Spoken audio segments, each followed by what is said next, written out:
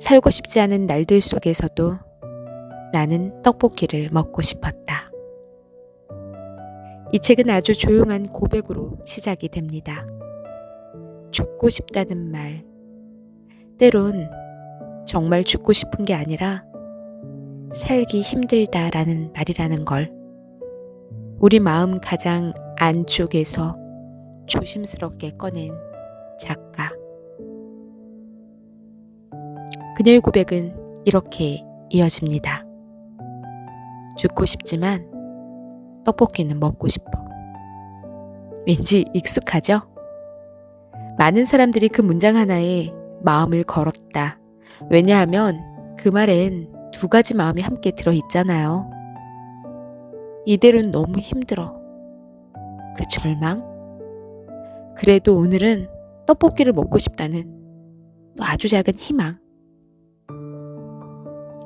이 책을 쓴 작가 백세희는 자신이 우울증과 기분장애로 병원을 다니며 겪은 상담 내용을 그대로 담담하게 적어 내려갔습니다. 누군가는 이 책을 보고 이렇게 말했어요. 아, 이거 내 이야기 같아. 그리고 어떤 사람은 또 이렇게 말하죠. 아, 이 책 덕분에 너무 위로받았어요. 우린 살면서 이런 마음을 자주 마주하거든요. 살고 싶진 않은데 죽고 싶진 않아. 그 모든 감정, 이 모순 같은 감정들, 백세희 작가는 그 감정을 절대 외면하지 않았던 것 같습니다. 그녀는 이렇게 말합니다. 난 그렇게 죽고 싶다는 말을 속으로 반복하며 살았다. 동시에 떡볶이를 먹고 싶다는 말도 같이 반복했다. 그건 아마 살아있다는 증거가 아니었을까요? 지금 힘들지만 그래도 아직은 끝내고 싶지 않다는 그 몸짓. 그녀는 죽고 싶다고 말하면서도 계속 살아가는 방법을 찾고 있었던 거죠. 진짜 힘든 사람은 티를 안 낸다는 말은 틀렸다. 책을 읽다 보면 이런 문장이 나옵니다. 나는 나 자신이 너무 부끄러웠다. 아무것도 아닌 것에 쉽게 무너지고 기분이 휘청이는 나 자신이 싫었다. 사실 우울증은 그런 거야. 이유 없이 휘청이고 작은 일에도 무너지고 나를 이해 못하는 내가 더 미워지는 거. 우린 그런 우리 자신을 이상한 사람으로 규정해버릴 때가 많아. 근데 작가는 그러지 말라고 말합니다. 그게 병일 수 있어요. 그게 아픔이에요. 정신적인 병도 감기처럼 찾아오는 겁니다. 마음의 컨디션이 떨어졌을 뿐이라고. 약도 있고 치료도 있다고. 그런 말 하나하나가 어쩌면 너무 당연하지만 아무도 해주지 않았던 말이어서 더 깊은 위로가 되었던 것 같습니다. 날 싫어하는 사람들이 내 인생을 좌지우지하지 않았으면, 나는 사람들이 나를 어떻게 보는지를 나 자신보다 더 중요하게 생각했다. 그 말이 얼마나 많은 사람들의 마음을 건드렸는지 모릅니다. 우리도 그렇잖아요. 누군가의 한마디, 누군가의 시선 때문에 하루 기분이 다 망가지고 삶의 방향이 흔들리기도 하잖아요. 그녀는 이렇게 깨달아 갑니다. 날 미워하는 사람 때문에 날 아껴주는 사람에게 집중할 시간과 에너지를 빼앗기고 있다는 걸 깨달았다. 와, 이 문장 참 뼈 때리는 말이죠. 우리는 왜 그토록 날 미워하는 사람들에게 더 예민하고 민감하게 반응할까요? 그럴수록 진짜 중요한 사람들의 말은 자꾸 뒤로 밀려납니다. 난 우울증과 함께 살아가는 사람이다. 작가는 치유를 말하지 않습니다. 대신 함께 살아가는 방법을 이야기해 줍니다. 난 우울증을 앓고 있는 사람이 아니라 우울증과 함께 살아가는 사람이다.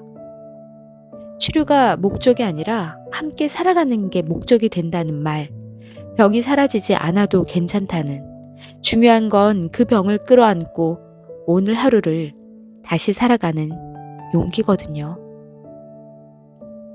괜찮다라는 말보다 그냥 들어주는 사람이 좋았다. 책에서 가장 위로되는 부분 중 하나는 정답을 주지 않는다는 점입니다. 작가는 답을 몰라. 그래서 대신 경험을 말해줘. 나는 무슨 말을 해줘야 할지 몰라 당황해하는 사람보다 그냥 아무 말 없이 곁에 있어주는 사람이 더 고마웠다. 우리가 누군가에게 해줄 수 있는 가장 따뜻한 위로는 듣는 것일지도 모릅니다.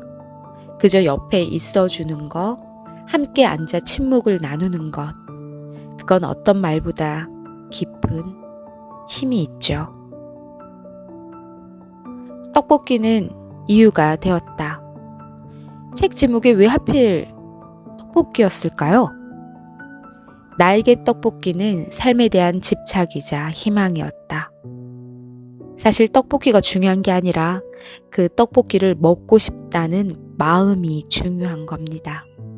그건 명백한 생의 의지, 이 작은 욕망이 삶을 끌고 가는 동아줄이 되는 걸 테니까요. 책 속엔 정신과 상담 장면이 솔직하게 담겨 있습니다. 처음엔 나 같은 사람이 와도 되나 싶었던 작가가 조심스럽게 자신을 드러내기 시작하죠. 그리고 점점 이렇게 말하게 됩니다. 나 자신을 너무 몰랐던 것 같다. 남들이 나를 어떻게 보는지만 알고 내가 날 어떻게 대하는지를 몰랐다. 이 문장은 참 깊어요. 우리 모두 조금씩 그러니까요. 스스로를 이해하려는 사람은 이미 충분히 괜찮다. 우울증을 앓는다고 해서 모든 걸 포기하고 무너지지 않습니다. 그 반대예요. 나는 나를 이해하려고 노력하는 중이었다. 그게 나를 사랑하는 첫걸음이었다.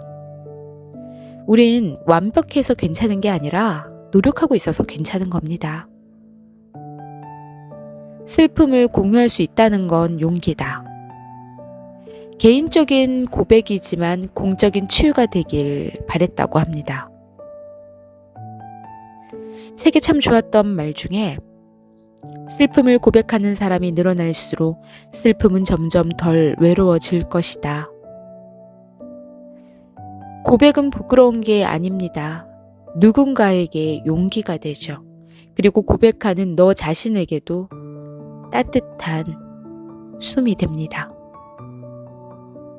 오늘도 살아내기 위해 먹는다. 나는 매일같이 떡볶이를 먹는다. 그냥 먹는 게 아니라 살아보려고 먹는다. 살아보려고 먹는다. 하루하루를 버티는 게 아니라 살아내는 거야.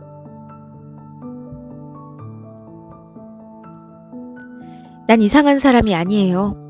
그냥 조금 더 예민할 뿐이에요. 우리는 흔히 예민한 사람을 피곤한 사람, 힘든 사람으로 몰아가긴 하죠.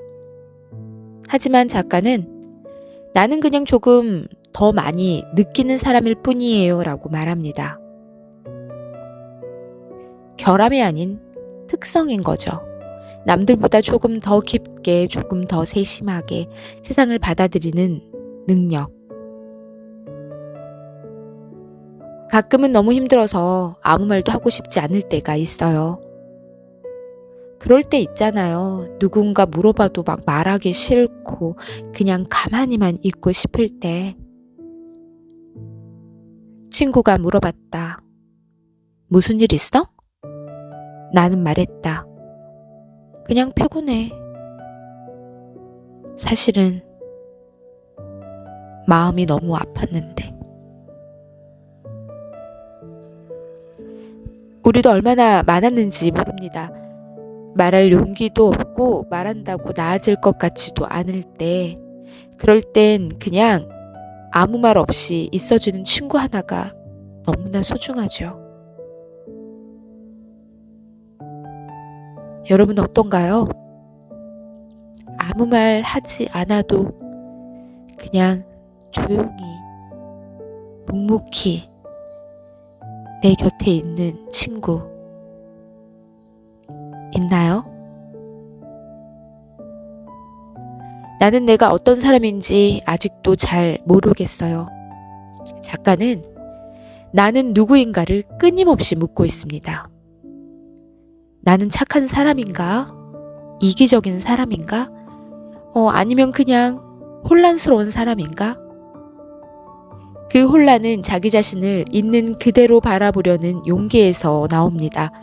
사실 우리 모두 완벽하진 않잖아요. 좋은 면도 나쁜 면도 함께 있는 거잖아요. 그걸 솔직히 마주하는 게 진짜 용기죠. 나는 누군가가 나보다 더 아프다는 걸 알게 되면 내 아픔을 말할 자격이 없는 것처럼 느껴졌다. 얼마나 많은 사람들이 이 말에 공감했을까 생각이 듭니다. 누군가의 고통이 더 커 보인다고 해 내가 느끼는 슬픔이 작아지는 건 아니잖아. 고통은 비교가 아닙니다. 슬픔에는 순위가 없어요. 작가는 이걸 깨닫는데 오랜 시간이 걸렸다고 합니다. 내가 아픈 건 그냥 아픈 거다. 그건 누구와도 비교할 수 없는 나만의 감정이다. 어쩌면 가장 솔직한 고백일지도 모릅니다. 나는 매일같이 괜찮다고 말하지만 사실은 그렇지 않다. 괜찮아라는 말 뒤에 숨은 그 감정들이 얼마나 많은지 그걸 자꾸 숨기지 말라고 말합니다. 혼자서 꾹 참고 참다 보면 결국은 폭발한다고. 괜찮지 않다고 말해도 돼요. 그게 나약한 게 아닙니다. 감정을 말로 표현할 수 있다는 건 이미 반쯤은 나아간 거예요. 작가가 정신과에서 상담을 받으며 가장 처음 배운 건 감정에 이름 붙이는 법이었어요.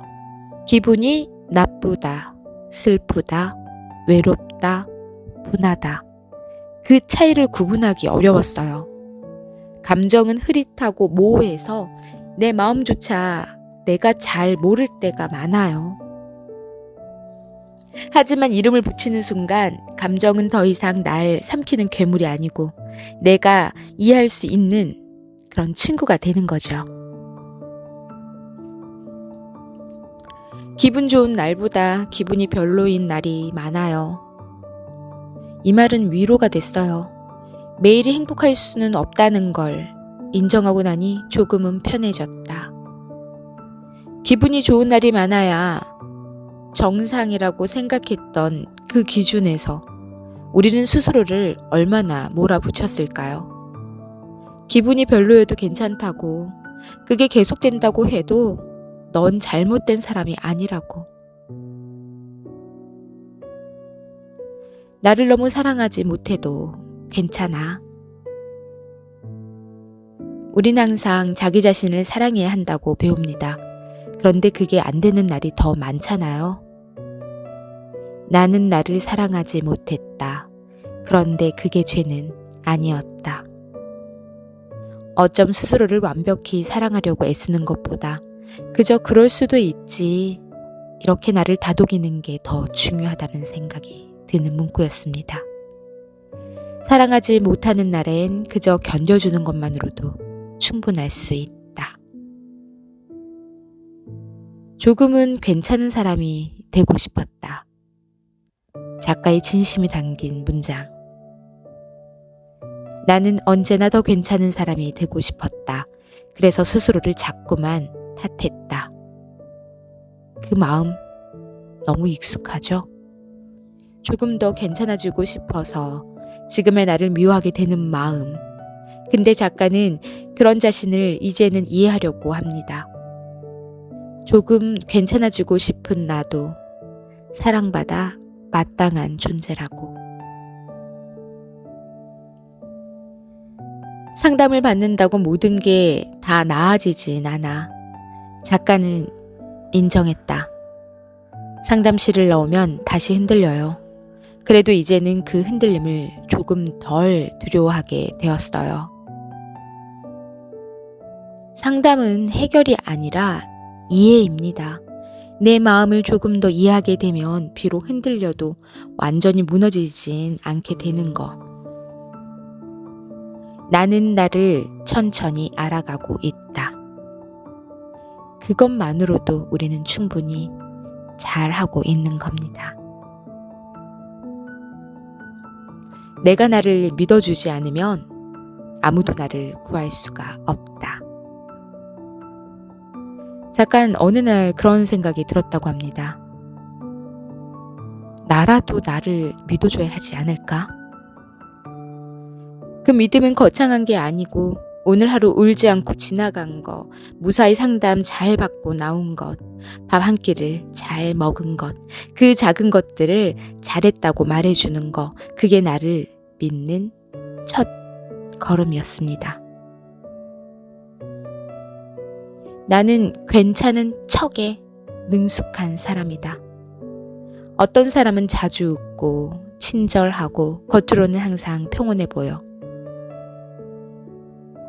사람들은 내가 우울하다는 걸 믿지 않았다.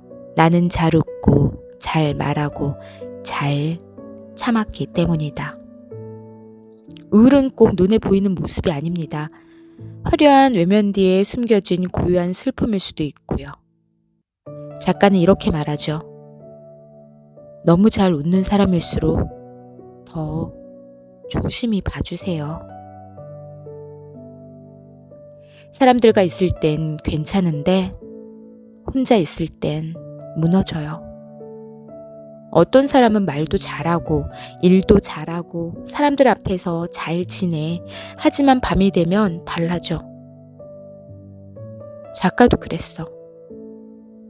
내가 너무 괜찮은 사람처럼 보이니까 아무도 나에게 다가오지 않았다. 그 외로움 얼마나 깊었을까? 혼자일 때 감정을 더 소중히 다뤄야 한다고 말해. 그 시간은 진짜 나가 나타나는 순간이잖아. 나는 완벽해야 사랑받는다고 믿었다. 작가의 이 고백은 많은 사람들에게 울림이 되어 주었을 거야. 우리도 그렇잖아. 실수하면 미움받을까봐, 조금 부족하면 외면당할까봐 더 열심히, 더 완벽하게 하려 하잖아. 사랑은 성취가 아니라 존재에 대한 것이라는 걸 조금씩 믿어보기로 했다. 나는 모든 관계에서 상처받을 준비가 되어 있었다. 이 문장 참 아프게 다가왔는데, 나는 누군가에게 다가갈 때 이미 거절당할 걸 각오하고 있었다. 자신을 너무 오래 아프게 만든 마음이야, 이건. 사람에게 실망하지 않기 위해 처음부터 기대를 접는 마음. 근데 나도 어느 순간부터 이런 인간 관계에 대한 실망과 서운함에 그냥 어느 순간부터 나도 이런 각오를 해왔던 것 같아. 여러분은 어떠신가요? 여러분의 마음은 이미 거절당하고 상처받지 않기 위해서 먼저 이런 각오를, 먼저 상처받을 준비를 그렇게 해나가고 있진 않나요? 작가는 어느 날 이렇게 말합니다. 상처받을지라도 진짜 관계를 맺고 싶다는 마음이 생겼다. 정말 큰 용기예요. 아픔을 감수하고라도 진심으로 연결되고 싶다는 마음. 사실 저는 아직 여기까지 가지 못하고 상처받을까봐, 아플까봐 내려놓는 방법들만, 내려놓고 포기하는 법들만 그렇게 연습하고 있었던 것 같아요. 그렇게 이 책은 정말 많은 울림을 줍니다. 내가 사랑받지 못한다고 느낄 때 사실은 내가 나를 사랑하지 않았다는 걸 알았다. 나는 왜 늘 사랑받지 못한다고 느꼈을까? 알고 보니 내가 나를 제일 많이 외면하고 있었다. 이 고백은 마치 마음속 거울을 보는 그런 기분이 들었어요. 사랑은 타인에게만 받는 게 아닙니다. 나를 돌보고 나를 이해할 때 그 사랑이 비로소 흘러 들어오게 되니까요.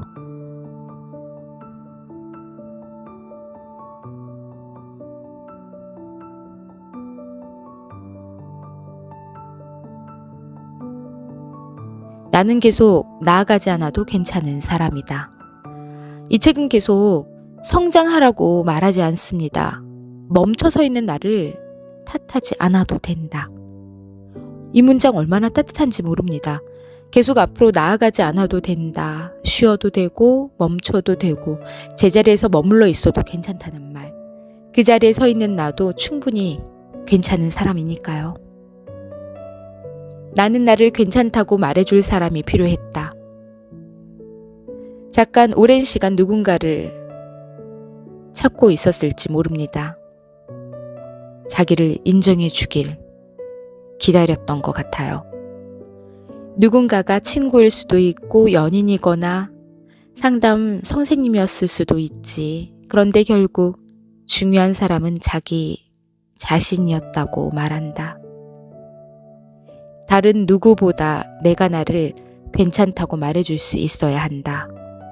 그게 회복의 시작이다. 감정을 말로 꺼낼 수 있다는 건 내가 살아있다는 증거. 우린 가끔 너무 무기력해서 감정조차 느끼지 못할 때가 있다. 잠깐, 오늘 슬프다고 말할 수 있는 나. 그것만으로도 나는 살아있는 거다. 오늘 슬프다고 말할 수 있는 나. 그것만으로도 나는 살아있는 거다. 반복해 읽을수록 아무것도 느끼지 못하는 무감정의 상태는 정말 위험한 것입니다. 그러니까 지금 슬프다고 말할 수 있다면, 지금 기쁘다고 느낄 수 있다면 우린 살아있는 거예요. 내가 겪은 감정들이 다른 누군가에게 덜 외롭게 느껴지기를 바랐다. 지금 이야기를 듣는 당신들에게 이 마음이 전해졌으면 좋겠습니다. 나는 매일 조금씩 다시 태어나는 중이다. 나는 매일 아침 어제와는 다른 내가 되기를 바랐다.